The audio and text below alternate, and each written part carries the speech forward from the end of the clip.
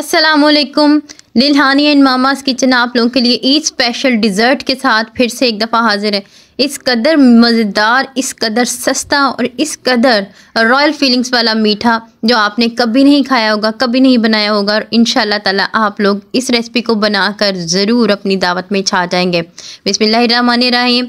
सबसे पहले एक छोटी सी रिक्वेस्ट हमेशा की तरह कि अगर आप मेरे चैनल पर न्यू हैं तो please subscribe my channel. Video अच्छी लगे तो लाइक कर दीजिएगा, प्यारा सा कमेंट करें और दूसरों के साथ ज़्यादा से ज़्यादा शेयर करें ताकि ये मीठे की रेसिपी सब लोग अपने घर में ज़रूर बनाएं। सबसे पहले हमने पैन के अंदर पानी डाल के 1 लीटर दूध डाल दिया है और उबलने के लिए रख दिया।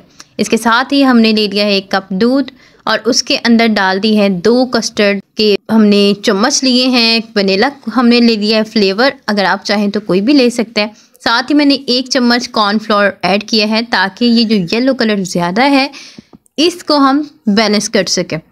अब इसके बाद मैंने उसको घोल को तैयार करके रख लिया लम्स फ्री। इसके बाद हमने ले लिए हैं 5 ब्रेड मैंने ले लिए हैं सैंडविच वाले ब्रेड जो होते हैं वो थोड़े नमकीन होते हैं, तो आपने वही लेने हैं और बड़े साइज़ के लेने हैं। यहाँ पर इनके किनारों को रिमूव करके इनके ब्रेड क्रम्स बना लीजिए और बिल्कुल सेंटर से हम काटेंगे। अगर आप चाहें तो इनको 4 पीसेस में भी काट सकते हैं, लेकिन मैं यहाँ पर आज इस रेसिपी के लिए इसको बिल्कुल सेंटर से काट रही हूँ। आपने बिल्कुल बराबर का जो है एक पोर्शन काट लेना है और जिस तरह से आपको वीडियो में दिखाया जा रहा है इस तरह से बिल्कुल ज़बरदस्त तरीके से काट के सेट असाइड कर लीजिए। इसको प्लेट में रख के साइड पे कर लेते हैं। दूध को बॉयल आ चुका है बेहतरीन किस्म का और मलाई को हमने बिल्कुल भी वेस्ट नहीं करना। साथ ही हमने इसी स्टेज के ऊपर चीनी के जो है तकरीबन 1 कप के करीब मैयर करके इसको मैंने ऐड किया है। आप चाहें तो चीनी कम या ज़्यादा कर सकते हैं, बिल्कुल अप टू यू।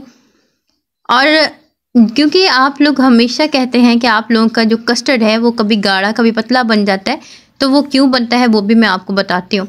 अब हमने अपनी ट्रे को सेट कर लेना है जिसके अंदर हम अपना डिज़र्ट बना रहे हैं।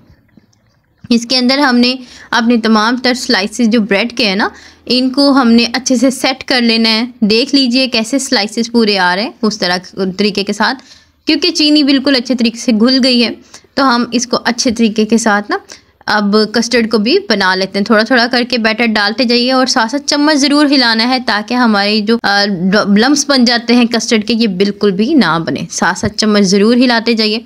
कस्टर्ड बनाना ज़्यादा साइंटिफिक ट्रिक नहीं है, बिल्कुल दूध गर्म किया, चीनी ऐड की और साथ ही घोल जो है हमारा कस्टर्ड का होता है वो ऐड कर लीजिए। बस इतना ख्याल रखना है कि आपने चम्मच को मतवातर हिलाते जाना है ताकि आपके लम्स ना बने, गुठलियाँ ना बने। अब आप देख सकते हैं बड़ा रनी सा, बड़ा लिक्विड सा अभी इसकी कंसिस्टेंसी है, लेकिन ये अब बन चुका है मुकम्मल तौर पे। सिर्फ 3 से 4 मिनट मैंने अच्छे से इसे पका लिया, तो देख सकते हैं ये एक ऐसी कंसिस्टेंसी के साथ है कि ये ज़्यादा रनी नहीं है, अच्छा खासा गाढ़ा हो चुका है और यही हमें चाहिए। अब हमने क्या करना है कि यहाँ पर ना इसे रूम टेम्परेचर पर ठंडा कर लेना। रूम टेम्परेचर पर ठंडा हो जाए तो फिर उसके बाद हम अपना नेक्स्ट प्रोसीजर करेंगे। अब क्योंकि ये ठंडा हो चुका है तो हमने 1 बाय 1 ना अपने तमाम तर पोर्शंस के ऊपर, ब्रेड के पोर्शंस के ऊपर इसे अच्छे तरीके से हर तरफ कोट कर देना। अब यहाँ पर मैंने ले लिए हैं ड्राई फ्रूट्स आप देख सकते हैं। मैंने लिया है पिस्ता, काजू और बादाम। पिस्ते को मैंने गर्म पानी में भिगो के इसका ऊपर वाला छिलका जो बिल्कुल रिमूव कर दिया था और इसे बारीक बारीक चंक्स में काट लिया था। अब हमने फिर से दोबारा वही वाला प्रोसेस हमने एक दफ़ा फिर रिपीट करना है। वही एक लेयर के ब्रेड्स की, उसके ऊपर हमारा कस्टर्ड जो है मटीरियल आ जाएगा और उसके ऊपर हमारे तमाम तर चंक्स ऑफ ड्राई फ्रूट्स आ जाएंगे। अब देख सकते हैं मैंने इनके पीसेस को अच्छे तरीके के साथ मैनेज किया है, कोई भी जगह हमारी खाली नहीं रहनी चाहिए। अब अच्छे तरीके से ना मैंने इसको फिर से इसको बिल्कुल बैलेंस कर लिया ब्रेड्स के पोर्शंस को और इसके ऊपर कस्टर्ड भी मैंने अच्छे से पोर कर लिया है।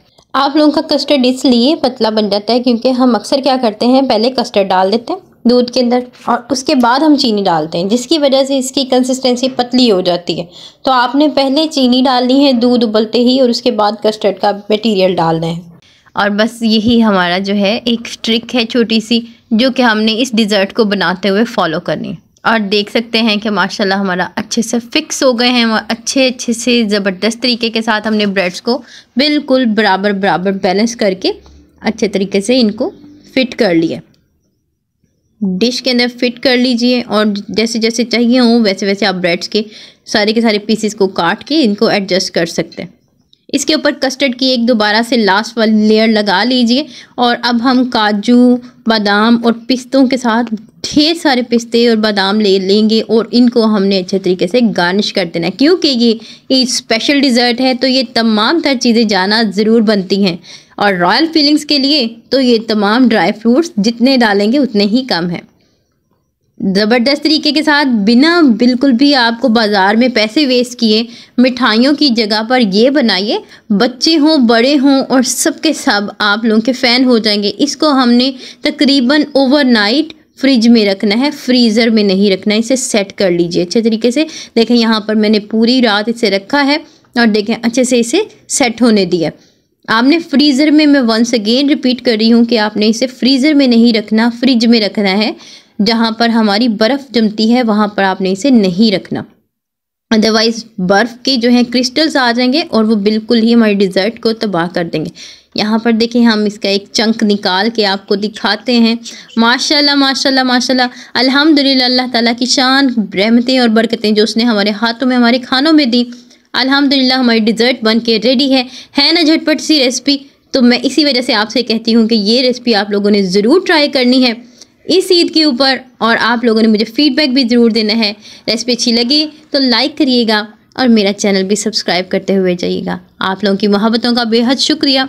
मिलते हैं इसी तरह से ज़बरदस्त सी एक नई रेसिपी के साथ। टिल देन अपनी सिस्टर को दीजिए इजाज़त। अल्लाह हाफिज़। होली हो, दिवाली हो, ईद हो या किसी भी किस्म की क्रिसमस वगैरह, तो आप लोग ये डिज़र्ट बनाइए और आप लोग ज़रूर इसे अपनी डिज़र्ट का और अपनी शानदार सी पार्टी का हिस्सा बनाइए। अल्लाह हाफिज़। ईद की दुआ जब मांगनी है तो मेरे लिए ज़रूर दुआ कीजिएगा और अल्लाह ताला हम सब पर अपनी रहमतें और बरकतें नाजिल फरमाता रहें। आप लोगों को ईद की खुशियाँ बहुत बहुत मुबारक हों। अल्लाह हाफिज़।